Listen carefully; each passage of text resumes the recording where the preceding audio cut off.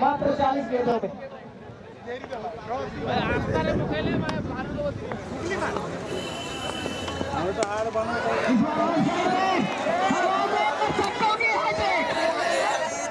तीसरा छक्का लगातार 3 गेंदों में।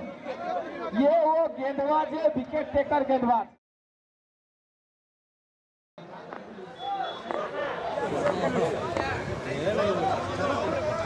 ये छक्का 4 गेंदे 4 छक्के। क्या गजब की मेहनत।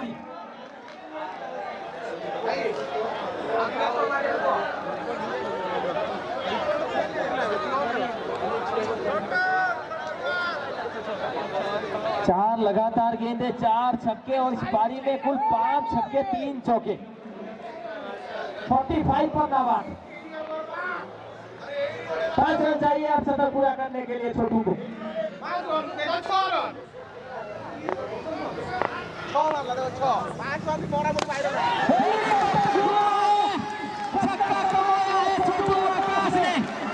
पूरा किया है उड़ीसा की जान है, ये राउरकेला क्रिकेट की शान है।